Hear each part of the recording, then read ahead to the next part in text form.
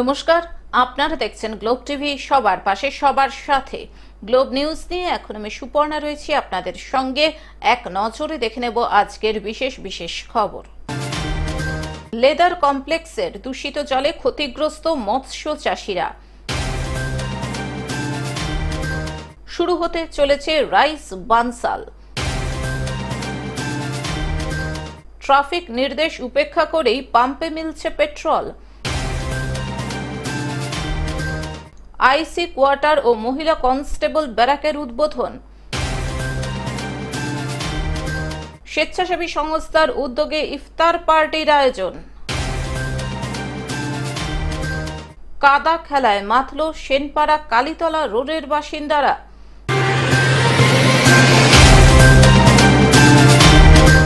আসছে বিস্তারিত খবরে।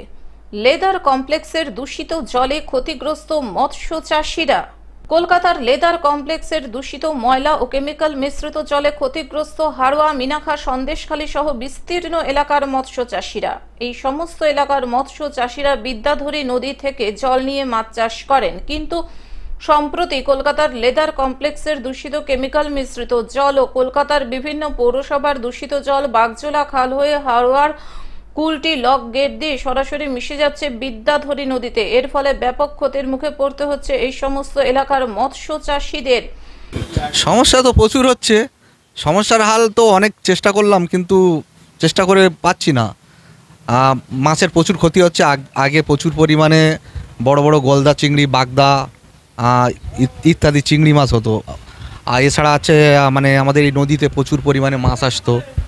অনেক জেলেরা, বিশেষ করে যারা এই মৎস্যর কাজ করে, তারা হচ্ছে গিয়ে এদের জীবিকা ধারণ করতো। কিন্তু এখন অনেক মানুষের ক্ষতি হচ্ছে, বিশেষ করে আমরা এই যে ছোটোখাটো যারা ব্যবসায়ী, তাদের প্রচুর পরিমাণে ক্ষতি হচ্ছে। এই সমস্ত এলাকার অর্থনীতি নির্ভর করে মাছ চাষ ও মাছ ব্যবসার উপরে, কিন্তু সম্প্রতি বিদ্যাধরী নদীতে এই অপরিশোধিত কেমিক্যাল মিশ্রিত জল মিশে যাওয়ায় ব্যাপক পরিমাণে ক্ষতির মুখে পড়তে হচ্ছে তাদের। যে সমস্ত মাছের পোনা ফিশারিতে ছাড়ছেন, সেই সমস্ত মাছ নষ্ট হয়ে যাচ্ছে এই কেমিক্যাল মিশ্রিত জলে।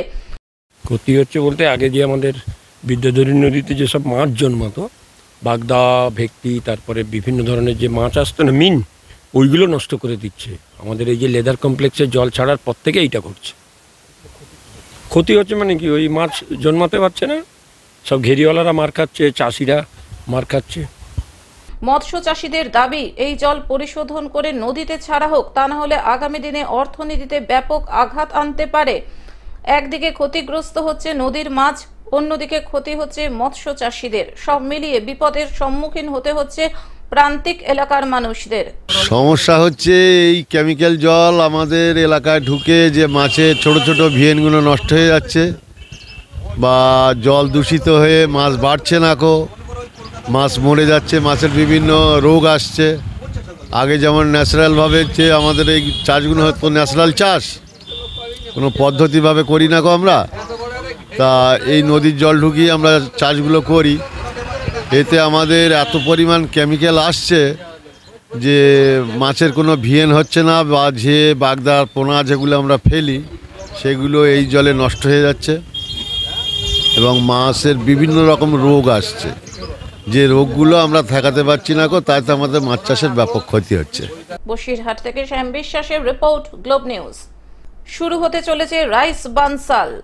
রাইস এডুকেশন এবং বানসাল ক্লাসেসের যৌথ উদ্যোগে শুরু হতে চলেছে নতুন coaching programme rice Bansal.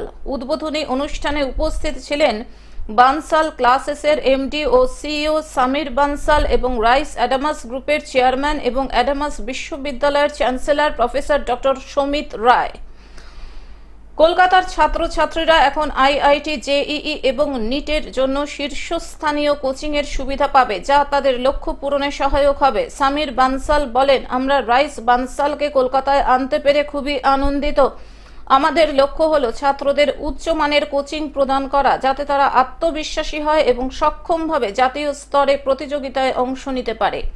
Because sometimes you may be topper in your class, but the class is not the competitor. In fact, outside the class, so the rest 14,99,000, they are your competitor, and you must know where you are standing. This particular thing Every moment the student thinks that I don't have to perform at class level or the state level. In fact, I have to perform at all India level. And this is the power, this is the thing that make him grow. Next important thing, doubt clearing. Professor doctor Sumit Roy বলেন, রাইস অ্যাডামাসে আমরা উচ্চমানের শিক্ষার জন্য প্রতিশ্রুতিবদ্ধ। এই উদ্যোগ ছাত্রছাত্রীদের আস্থার সঙ্গে সফলতার দিকে এগিয়ে নিয়ে যেতে সাহায্য করবে এবং তাদের জন্য একটি আধুনিক শিক্ষণ অভিজ্ঞতা প্রদান করবে। Esteemed members of the media and everyone present here today, I extend my heartfelt appreciations to each of you for being a part of these momentous occasions. Today, we mark the beginning of a new chapters in the journey of excellence in education. A journey that brings together two legendary institutions, Rice Education and Bansal classes. Bidhannagar থেকে অনির্বাণ দত্তের report, globe news. Traffic নির্দেশ উপেক্ষা করেই পাম্পে মিলছে petrol. দক্ষিণ দিনাজপুরের বালুরঘাটে traffic নির্দেশ উপেক্ষা করেই হেলমেট এবং সিট বেল্ট ছাড়াই পাম্পে মিলছে পেট্রোল। এক্ষেত্রে গ্রাহকদের জোর করতে পারেন না বলেই জানাচ্ছেন পাম্প কর্তৃপক্ষ। ট্রাফিক আইন মানতে আরও কড়া ভূমিকা নেওয়া হবে বলে জানিয়েছেন বালুরঘাট সদর traffic. Safe drive safe life প্রকল্পকে এগিয়ে নিয়ে যেতে একাধিক পরিকল্পনা নিয়েছে দক্ষিণ দিনাজপুর জেলা ট্রাফিক পুলিশ। সেক্ষেত্রে প্রাথমিক শর্ত বা নিয়ম হিসেবে বাইক আরোহীদের হেলমেট ও গাড়ি চালকদের সিট বেল্ট বাধ্যতামূলক করা হয়েছে। কিন্তু এক শ্রেণীর নিয়ম ভঙ্গকারীরা ট্রাফিক বা নাকা পয়েন্টগুলি এড়িয়ে বের হয় প্রতিদিন, যাকে রোধ করতেই পেট্রোল পাম্পগুলিতে হেলমেট ও সিট বেল্ট আবশ্যিক বলে নিয়ম জারি করেছে জেলা ট্রাফিক পুলিশ।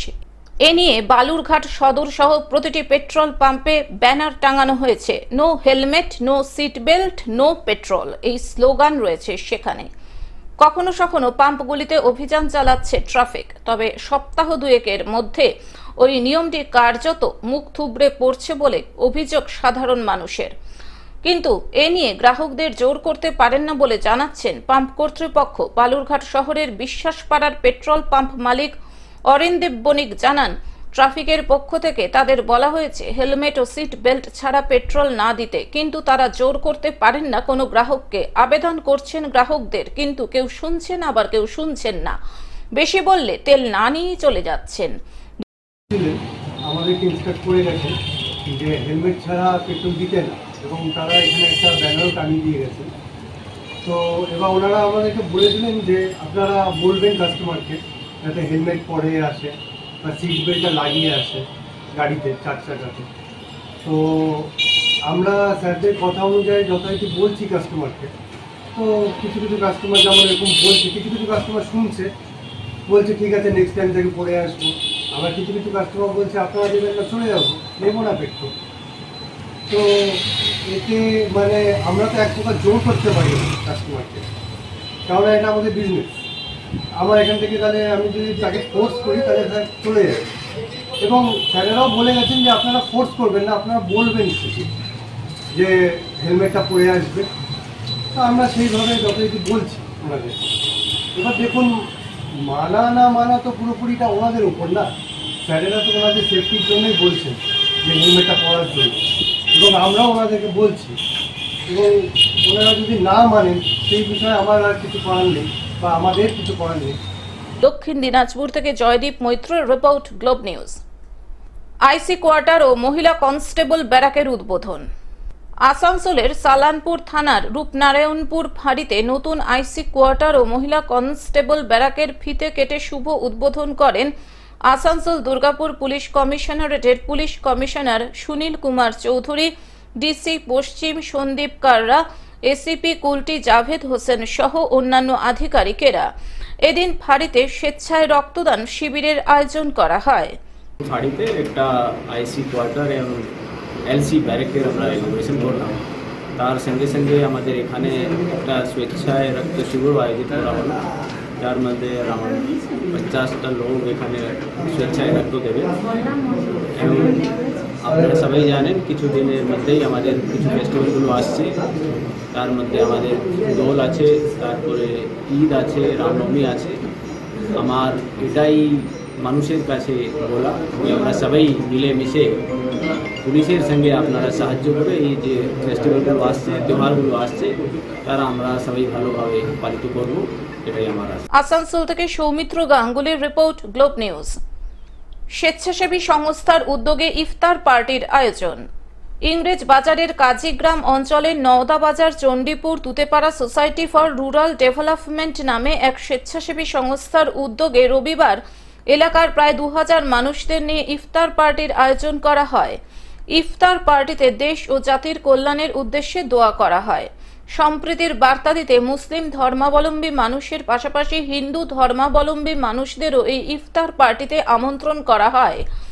তুতেপাড়া সোসাইটির ইফতার পার্টির আমন্ত্রণে সাড়া দিয়ে বহু হিন্দু ধর্মী মানুষ একে অপরের সঙ্গে কাঁধে কাঁধ মিলিয়ে ইফতার পার্টিতে অংশগ্রহণ করে। ইফতার পার্টিতে উপস্থিত ছিলেন সোসাইটির সভাপতি তাহির মহলদার, সম্পাদক মোজাহার মহলদার, কোষাধ্যক্ষ মিমাসাদ মহলদার সহ সোসাইটির অন্যান্য সদস্য এবং বিশিষ্ট সমাজসেবী তথা জেলা যুবনেতা সৌমিত্র সরকার, বিশিষ্ট অতিথি প্রসূন ঘোষ, কাজীগ্রাম গ্রাম পঞ্চায়েত প্রধান মধুমন্তী কর্মকার, মালদা জেলা পরিষদ সদস্য মোহাম্মদ জুয়েল রহমান সিদ্দিকী, তৃণমূল মহিলা ব্লক সভাপতি সুলতানা সাবিনা ইয়াসমিন সহ অন্যান্য অতিথিবৃন্দ। আজকে আমাদের আছে মাহে রমজানের রোজা ইফতারি আয়োজন। আমাদের এটা প্রথম বর্ষ। এর আগেও আমরা বস্ত্র বিতরণ থেকে আরম্ভ করে শুরু করেছি। আজকে আমরা রমজান মাস, এই পবিত্র রমজান মাস, সামানের মাস, দিনের মাস, আমরা যতটি আমাদের গ্রামবাসী যতটি আছে, ছেলে হোক মেয়ে হোক দাদা হোক ছেলে মেয়ে যতই আছে আমাদের বয়স্ক থেকে আরম্ভ করে সবাই সিনিয়র সিটিজেন, জাতি ধর্ম হিন্দু নির্বিশেষে সবাই আমরা এটা অনুষ্ঠানটা আয়োজন করেছি। কত লোকের এখানে ইনভলভমেন্ট আছে? আমাদের ইনভলভ আছে প্রায় 3000 লোকের।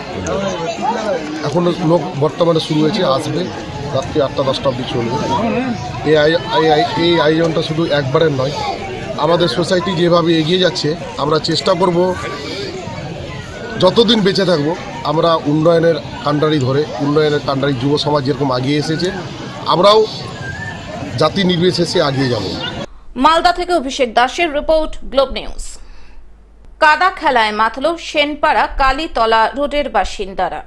দোল উৎসবের পর কাদা খেলায় মাতল সেনপাড়া কালীতলা রোডের বাসিন্দারা। এই কাদা খেলা বংশ পরম্পরায় এই এলাকায় হয়ে এসেছে বলে তারা জানান। এবারও তার অন্যথা হয়নি। এদিন বাদ্যযন্ত্রের তালে তালে তারা খেলার মাঠের পাশে কাদা খেলেন। ভ্রাতৃত্ববোধ বজায় রাখতে একে অপরকে কাদা লাগিয়ে দেয়। এমনকি যারা বাইরে দাঁড়িয়ে দেখছে বা বাড়িতে আছে তাদেরকেও চ্যাংদোলা করে কাদায় নিয়ে আসা হয় এবং সমস্ত শরীরে কাদা দিয়ে লেপে দেওয়া হয়। কাদা খেলার পক্ষে রিঙ্কু সেন বলেন, দোল পূর্ণিমায় রং খেলা হয় আর তারপরেই এই কাদা খেলা হয়। বহুদিন ধরে এই খেলা হয়ে থাকে এই এলাকায়। আমরা এখনো প্রতি বছরই এই কাদা খেলি এবং আনন্দ উপভোগ করে থাকি। বলছি যে আজকে এই যে কাদা খেলছো, মানে এই কতদিন ধরে এখানে কাদা খেলা হয় আর কিভাবে তোমরা কাদা খেলছো একটু বলো। বলছিলাম যে এটা আমাদের হচ্ছে বংশ পরম্পরা খেলা, ঠিক আছে। প্রতি বছর আমরা হোলির পরে এই খেলাটা খেলি। তাই আজকে আমরা সবাই মিলে, বাচ্চারা, ভাইরা, ছোটরা, বড়রা, দাদারা, দিদিরা বা কাকারা, কাকিমারা সবাই মিলেই তো মজা করছি আমরা আজকে এই দিনে। এটা কোন জায়গায়? হচ্ছে কালীতলা সেনপাড়া। কত বছর ধরে এই খেলা হয়? এই খেলাটা অনেকদিন ধরে চলছে আমাদের। মূলত কেমন লাগছে এই যে রং খেলা, আমার দোল উৎসবের পর রং খেলা, তারপরে আবার কাদা খেলা? ভীষণ এনজয় দিন। জলপাইগুড়ি থেকে সায়ন সেনের রিপোর্ট, গ্লোব নিউজ। টেলিভিশন ছাড়াও গ্লোব টিভি এখন সমস্ত সমাজ মাধ্যমে উপলব্ধ। বিস্তারিত জানতে ফোন করুন আমাদের টোল ফ্রি নম্বর 180089197444 এ। এছাড়াও লগ ইন করতে পারেন আমাদের ওয়েবসাইট www.globetv.in। এখনকার মতন গ্লোব নিউজ এই পর্যন্তই। দেখতে থাকুন গ্লোব টিভি, সবার পাশে সবার সাথে। নমস্কার।